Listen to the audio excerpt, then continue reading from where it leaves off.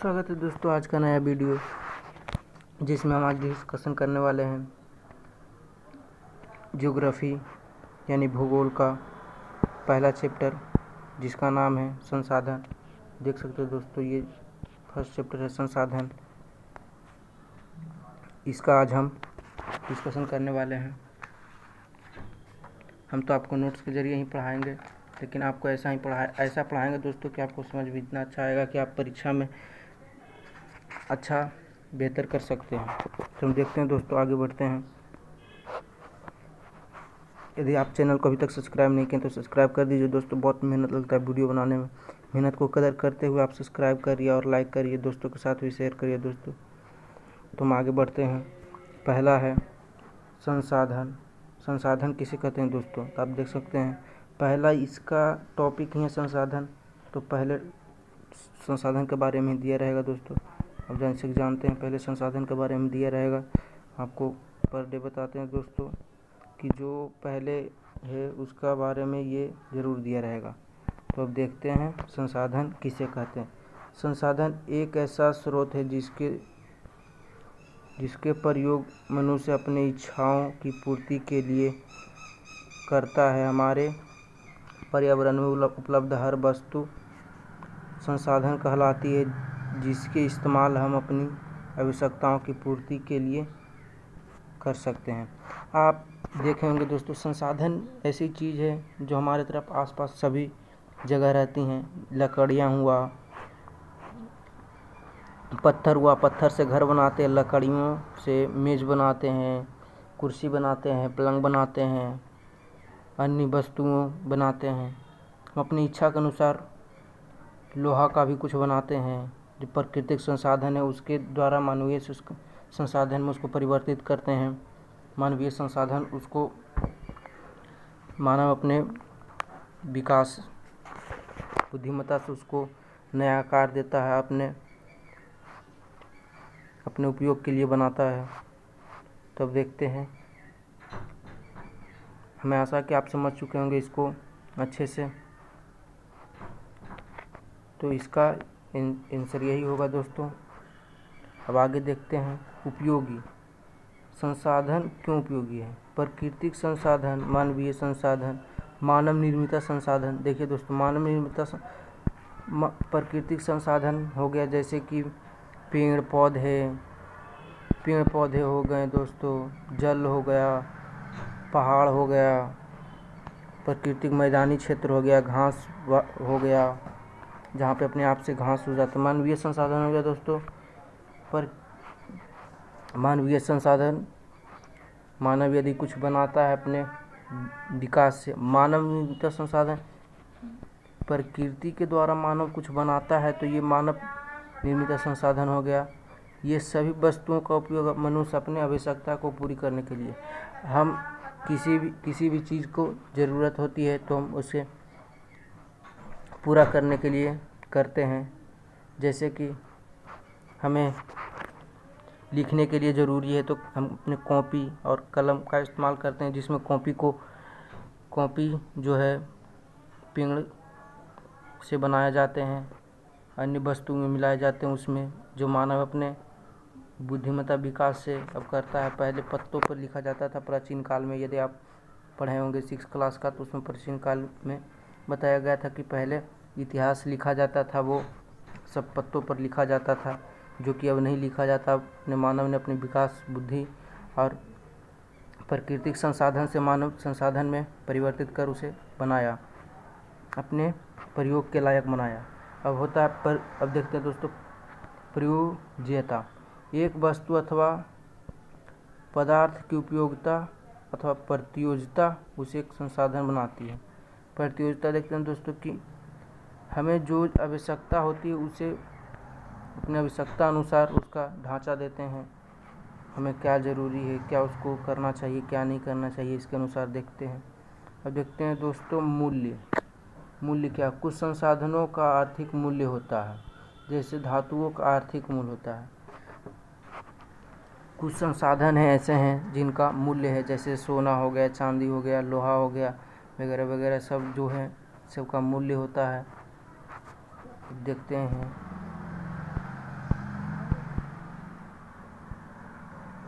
देखते हैं दोस्तों, समय के प्रौद्योगिक दो महत्वपूर्ण कारक हैं जो पदार्थ को संसाधन में परिवर्तित कर सकते हैं। आग की खोज से खाना पकाने और पहिए के आविष्कार से बसें अंततः परिवहन की नवीनतम विधियों का विकास हुआ और जल विद्युत बनाने की प्रौद्योगिकी ने तेजी से बहते जल की ऊर्जा उत्पन्न करके उसे एक महत्वपूर्ण संसाधन बना दिया। अब देखे होंगे कि दोस्तों कि आपके घर में बिजली आती है, ये सब होते हैं समय और प्रौद्योगिकी के कारण। आप अपने समय को बचाना चाहते हैं, पहले ये जो आग बनाने का प्रक्रिया था उसे लोग पत्थर रगड़ कर बनाते थे, लेकिन अब ऐसा नहीं है दोस्तों। यदि हमें आग जलाना तो माचिस उठाएं और उसके बाद एक बार रगड़ें, एक बार उसके डिब्बी पे रगड़ें, वो लग जाता है। पहले ऐसा नहीं थे दोस्तों, मेहनत करना पड़ता था आग लगाने के लिए। प्राचीन काल में आप पढ़े होंगे 6 क्लास में, तो ये है घंटों मेहनत करना पड़ता था आग लगाने के लिए। लेकिन जब से आग की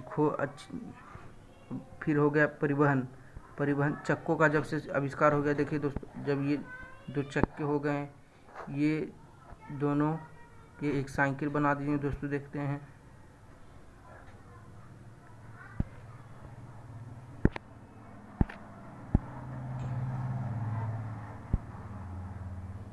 दोस्तों, इसका एक साइकिल बना रहे थे दोस्तों।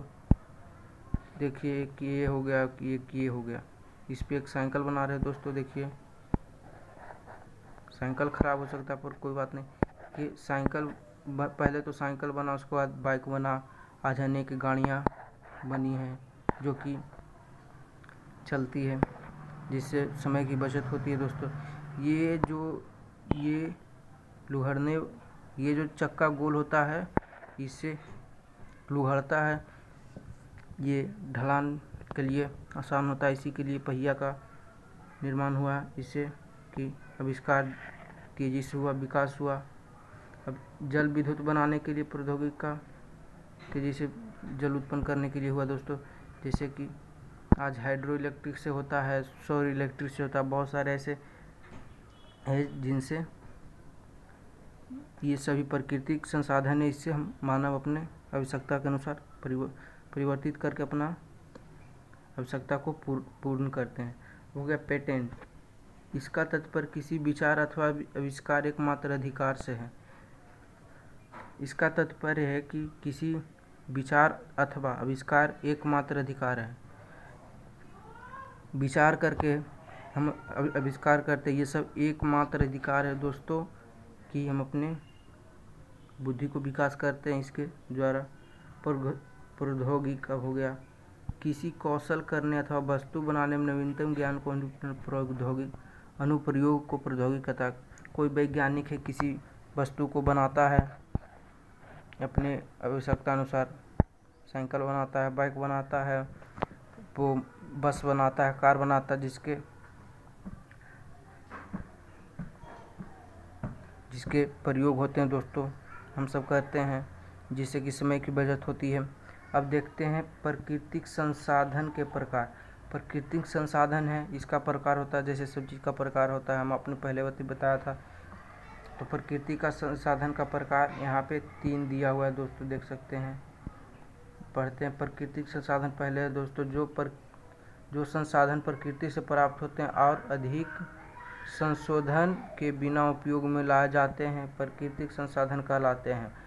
जैसे कि आप देख सकते हैं दोस्तों कि प्रकृति से, जैसे कि जल है, उसको अधिक संशोधन नहीं किया जाता, तो तुरंत उसको जल को चापाकल से निकालते हैं, उसके बाद पी लेते हैं दोस्तों।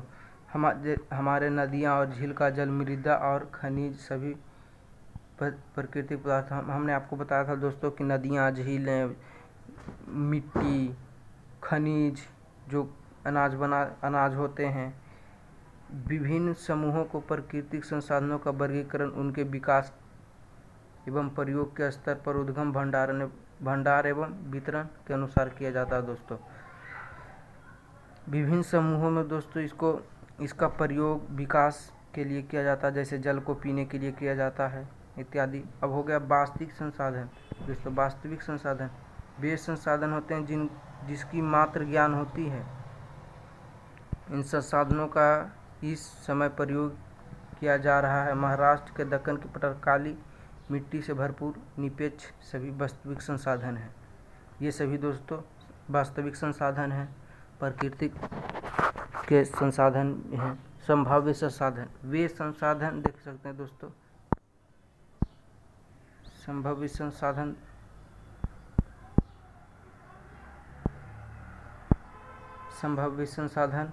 वे संसाधन जिसकी संपूर्ण मात्र ज्ञान नहीं है, लेकिन इसका प्रयोग भविष्य में किया जा सकता है। लद्दाख में पाया जाने वाला यूरेनियम संभाव्य संसाधन का एक उदाहरण है, जिसका प्रयोग भविष्य में किया जा सकता है। जैसे कि आप जानते होंगे दोस्तों, आज भी कोयला का हो रहा है।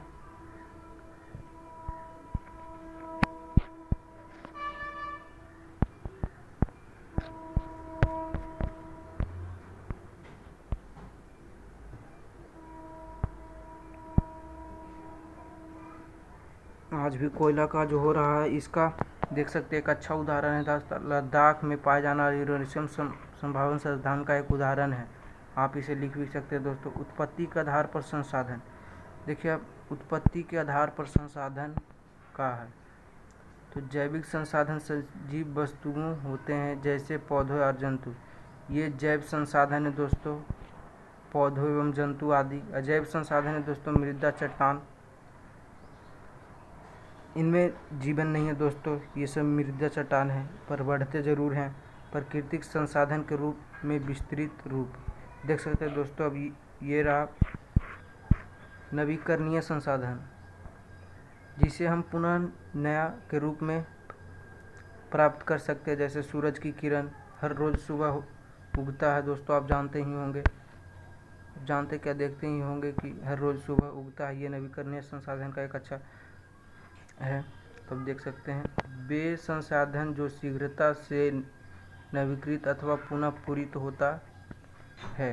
इसमें से कुछ असीमित हैं और इन पर मानवीय प्रभाव नहीं होता है, जैसे सौर एवं पवन ऊर्जा।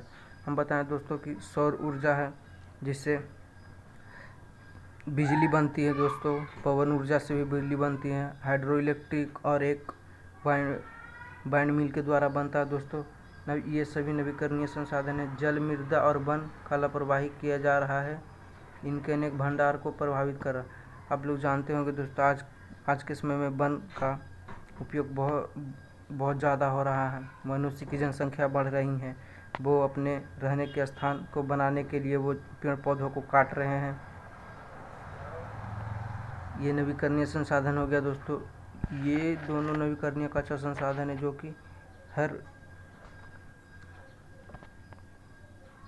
देख सकते हैं। अब देखते हैं दोस्तों अनवीकरणीय संसाधन। वे संसाधन जिसका भंडार सीमित है, ये भंडार एक बार समाप्त होने के बाद नवीकृत अथवा पुनः पूरित में हजारों वर्ष लग सकते हैं। नवीकरणीय संसाधन जैसे कोयला, पेट्रोलियम, अति प्राकृतिक गैस, जो मानव जीवन का अवधि बहुत अधिक है। देख सकते हो दोस्तों कि आप जैसे कि जानते होंगे, ये भंडार एक बार समाप्त हो जाने के बाद इसे पुनः निर्माण होने में वर्षों लग जाएंगे, हजारों वर्षों, लाखों वर्षों, इससे भी अधिक लग सकते हैं। जैसे कि कोयला हो गया, पेट्रोलियम हो गया, प्राकृतिक गैस हो गया जैसे सीएनजी कहते हैं, पेट्रोलियम में एलपीजी गैस हो गया, खाना बनाने वाला गैस हो गया इत्यादि। ये सब जो है एक बार ख़त्म हो जाएंगे तो इसको लाखों हजारों साल बाद इसको प्रयोग में ला सकते हैं। तो ये सब हमारे जीवन के लिए अति आवश्यक है तथा इसका संरक्षण करें। और देखते हैं दोस्तों इसका जो है संसाधन के वितरण है दोस्तों, संसाधन का वितरण है। संसाधन का वितरण पहला है सर्वव्यापक, जो संसाधन सभी जगह जाते हैं, वैसे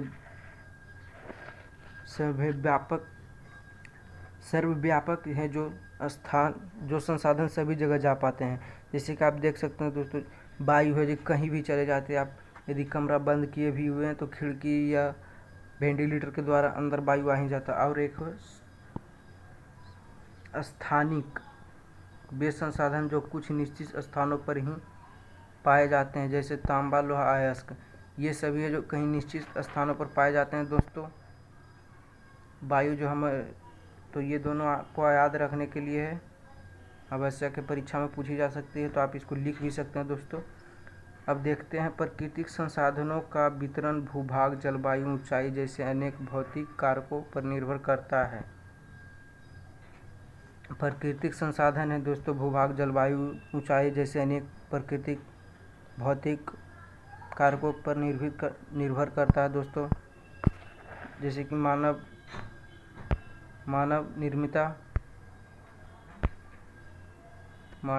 आप देखते हैं दोस्तों, कभी कभी प्राकृतिक पदार्थ जब संसाधन बन जाते हैं, जब उनका मूल्य रूप में बदल दिया जाता है। लौह अयस्क इस समय का संसाधन नहीं था जब तक मानव वे उससे लोहा बनाना नहीं सीखा था। मानव प्राकृतिक संसाधन का उपयोग पुल, सड़क, मशीन और वाहन बनाने में करता है, जो मानव निर्मित संसाधन के नाम से जाने जाते हैं। प्रौद्योगिकी भी एक मानव निर्मित संसाधन है। अब जानते होंगे दोस्तों कि किसी भी चीज़ को निकाल कर उसको वो पूर्ण ऐसा नहीं निकलता कि जिसका हम डायरेक्टली यूज कर सकें। पानी ही एक है जिसको निकाल कर हम डायरेक्टली यूज कर सकते हैं दोस्तों। इसी तरह से ये सब लोहा हो गया, सोना हो गया, ये पेट्रोलियम हो गया, ये सब डायरेक्टली नहीं निकलता है कि जिससे कि हम तुरंत उसको निकालें और तुरंत उसका उपयोग कर सकें। इसको प्यूरिफाइड किया जाता है, इसको साफ़ किया जाता है दोस्तों। अन्य प्रकार की उसमें भी रहती हैं तो निकाला जाता है। लोहा को अलग किया जाता है, उसके बाद इससे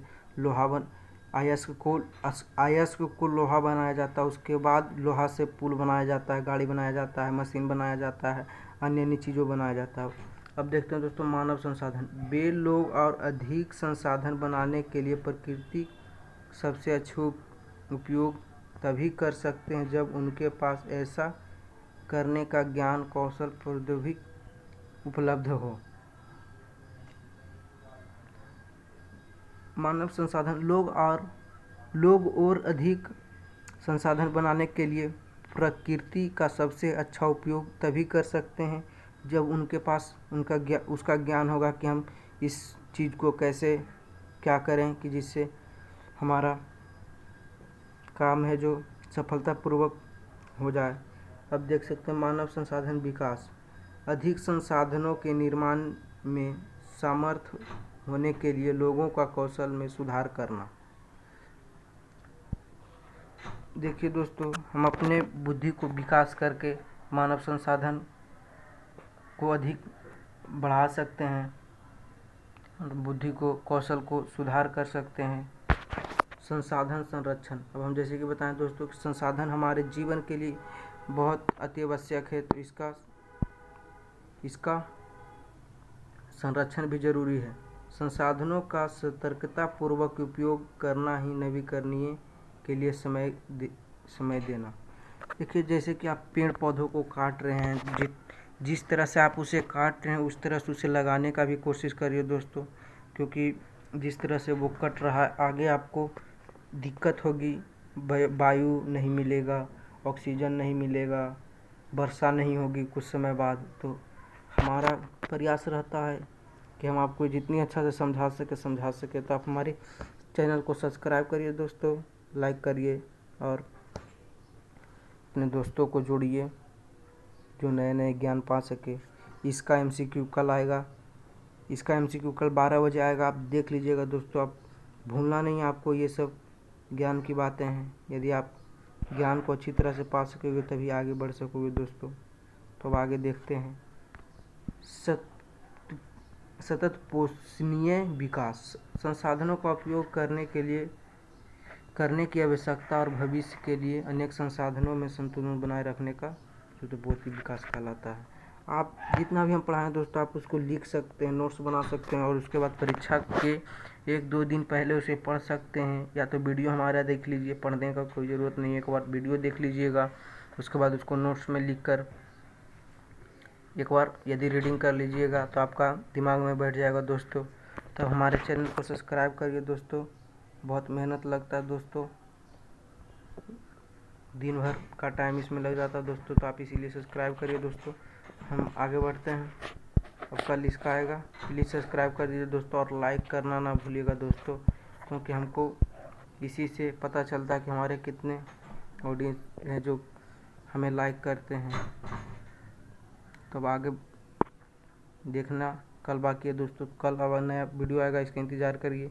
आज के लिए bye bye, tata, see you.